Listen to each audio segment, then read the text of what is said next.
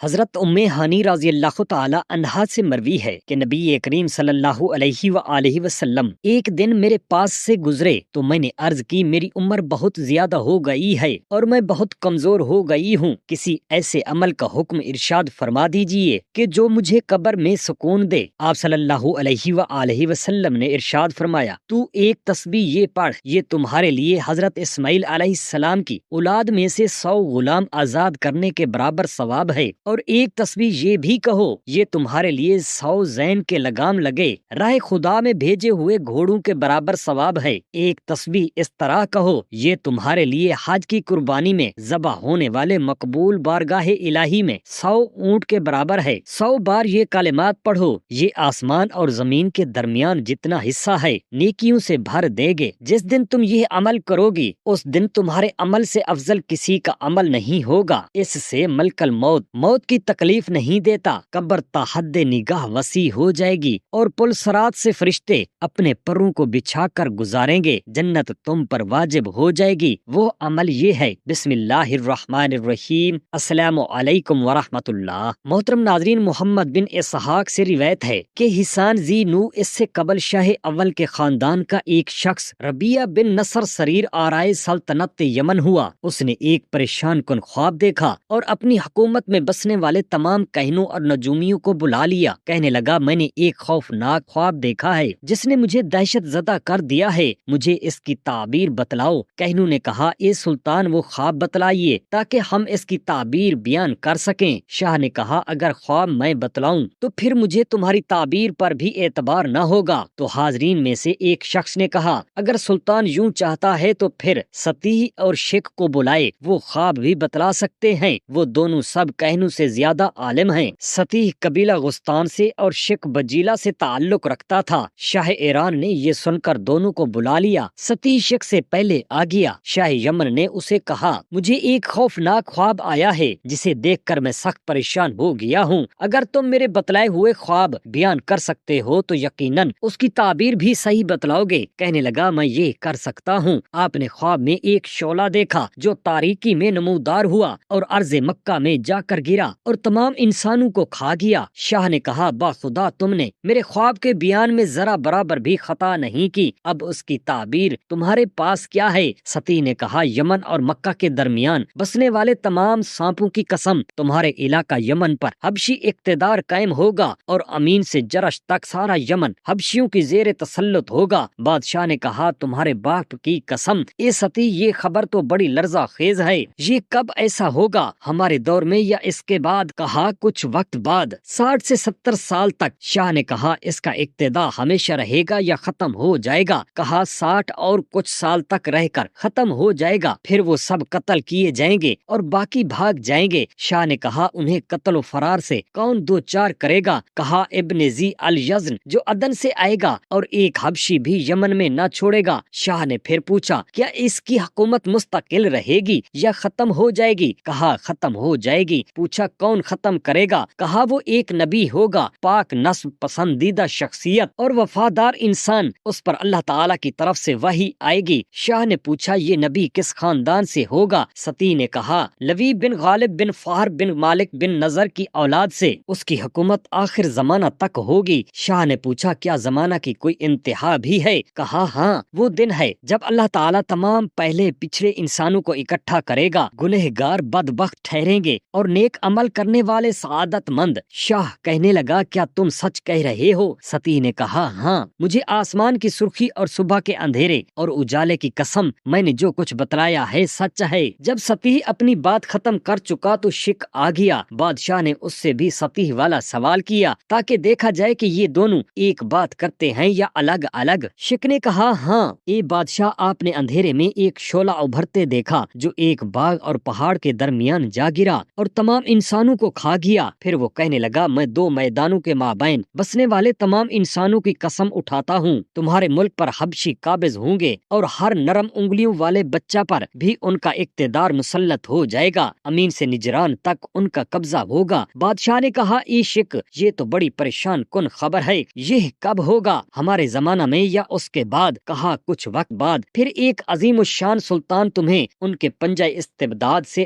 آزاد کروائے گا اور انہیں ذلت ذلت و رسوائی سے دو چار کرے گا۔ بادشاہ نے پوچھا وہ عظیم الشان سلطان کون ہوگا؟ کہا ایک نوجوان ہوگا، بہت کم ذات ہوگا، نہ بڑا عالی نسب ذی یزن کے گھر سے نکلے گا۔ شاہ نے کہا اس کی حکومت قائم رہے گی یا مٹ جائے گی؟ کہا اس کی حکومت کو ایک رسول آ کر مٹائے گا، وہ حق و عدل لے کر آئے گا، صاحب دیانت و فضیلت ہوگا، تا قیامت اس کی حکومت جاری رہے گی۔ شاہ نے کہا روز قیامت کیا ہے؟ کہا جس دن والیان حکومت کا حساب ہوگا، آسمان سے صدائیں آئیں گی جسے زندہ اور مردہ سب سنیں گے، لوگ اپنے وقت مقررہ پر جمع ہو جائیں گے اور پرہیزگاروں کے لیے کامیابی اور بھلائی ہوگی۔ بادشاہ نے کہا اے شک کیا تم سچ کہہ رہے ہو؟ شک نے کہا ارض و سما اور ان کے درمیان والی ہر بلندی اور پستی کے خالق و مالک کی قسم، جو کچھ میں نے بتلایا سچ ہے، اس میں کوئی شک نہیں۔ شاہ یمن ربیعہ بن نصر نے سطیح اور شک کی باتیں سن کر اپنے اہل و عیال کو عراق بھیج دیا اور شاہ فارس کو لکھا کہ ان کی حفاظت کی جائے۔ چنانچہ شاہ فارس نے انہیں ارض ہیرا میں ٹھہرایا۔ اللہ تعالیٰ کے پیارے خلیل حضرت ابراہیم علیہ السلام نے اپنے بھتیجے حضرت لوط علیہ السلام کے ہمراہ اس سرزمین کو چھوڑ دیا جو کہ سرکشی اور ظلم و شرک سے بھر چکی تھی۔ آپ علیہ السلام نے ملک شام کو اپنی ہجرت گاہ بنا لیا۔ سرزمین مصر کو بھی خلیل علیہ السلام کے قدم چومنے کا شرف حاصل ہوا۔ اسی شہر نے ایک ہفتے معاب عظیم خاتون جناب خلیل کی بارگاہ میں پیش کی، جسے حضرت اسماعیل علیہ السلام کی مادر محترم اور ساری اولاد عدنان کی جدہ محترمہ ہونے کا شرف حاصل ہے۔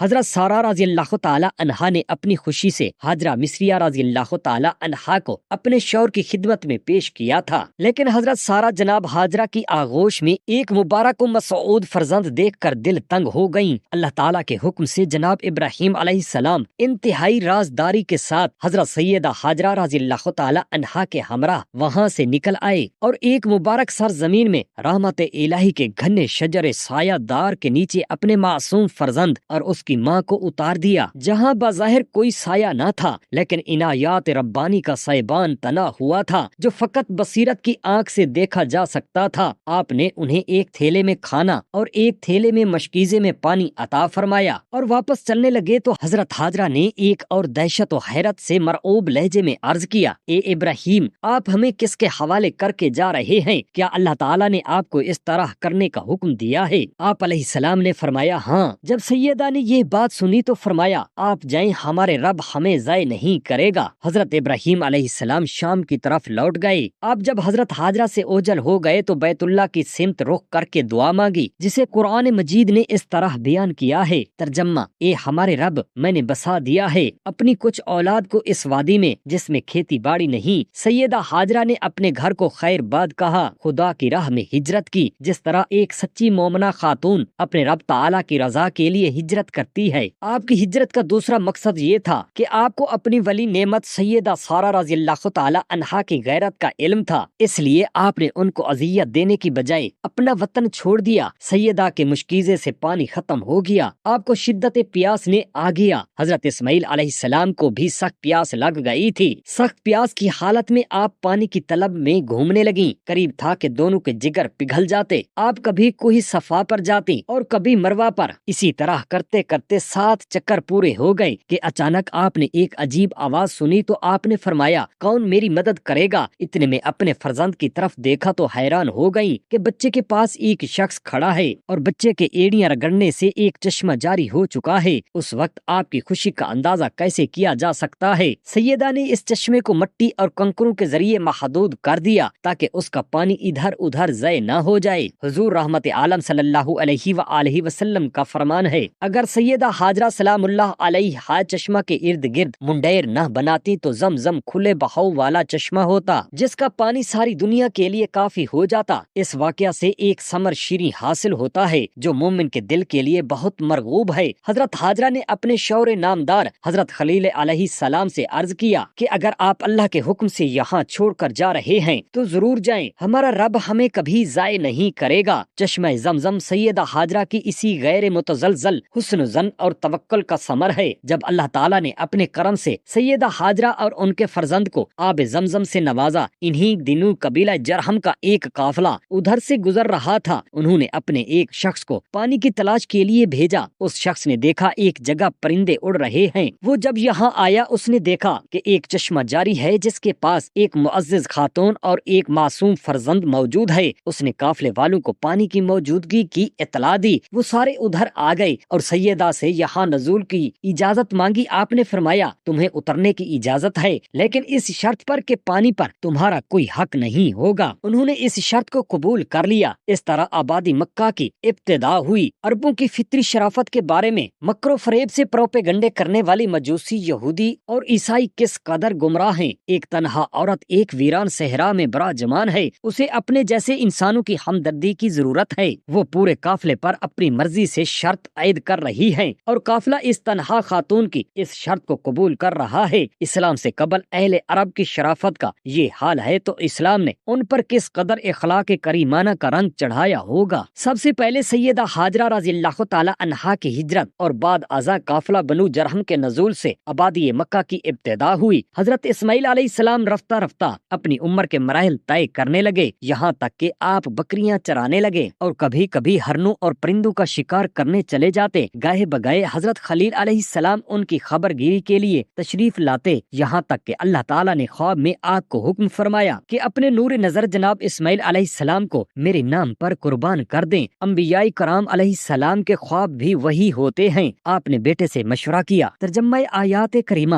میں نے خواب میں دیکھا ہے کہ تمہیں ذبح کر رہا ہوں، اب تم بتاؤ تمہاری کیا رائے ہے؟ حضرت اسماعیل علیہ السلام نے جواب دیا، آپ کر گزریے جس کا آپ کو حکم دیا گیا ہے، بے شک آپ مجھے صبر کرنے والوں میں سے پائیں گے۔ حضرت ام ہانی رضی اللہ تعالی عنہا سے مروی ہے کہ نبی کریم صلی اللہ علیہ وآلہ وسلم ایک دن میرے پاس سے گزرے تو میں نے عرض کی، میری عمر بہت زیادہ ہو گئی ہے اور میں بہت کمزور ہو گئی ہوں، کسی ایسے عمل کا حکم ارشاد فرمائیے کہ جو مجھے قبر میں سکون دے سکے۔ آپ صلی اللہ علیہ وآلہ وسلم نے ارشاد فرمایا، 100 بار سبحان اللہ کہو، یہ تمہارے لیے حضرت اسماعیل علیہ السلام کی اولاد میں سے 100 غلام آزاد کرنے کے برابر ہے۔ 100 بار الحمدللہ کہو، یہ تمہارے لیے 100 زین کے لگام لگے راہ خدا میں بھیجے ہوئے گھوڑوں کے برابر ہے۔ 100 بار اللہ اکبر کہو، یہ تمہارے لیے حج کی قربانی میں ذبح ہونے والے مقبول بارگاہ الہی میں 100 اونٹوں کے برابر ہے۔ 100 بار لا حول ولا قوت کہو، یہ آسمان اور زمین کے درمیان جتنا حصہ ہے نیکیوں سے بھر دیں گے۔ جس دن تم یہ سب عمل کرو گی اس دن تمہارے عمل سے افضل کسی کا عمل نہیں ہوگا۔ اس دن ملک الموت موت کی تکلیف نہیں دیتا، قبر تا حد نگاہ وسیع ہو جائے گی اور پل صراط سے فرشتے اپنے پروں کو بچھا کر گزاریں گے، جنت تم پر واجب ہو جائے گی مگر وہ جو تمہارے عمل کی مثل عمل کرے وہ بھی۔ اللہ تعالی ہم تمام مسلمان بہن بھائیوں کو یہ عمل کرنے کی توفیق عطا فرمائے اور بروز محشر آپ صلی اللہ علیہ وآلہ وسلم کی زیارت و شفاعت نصیب فرمائے،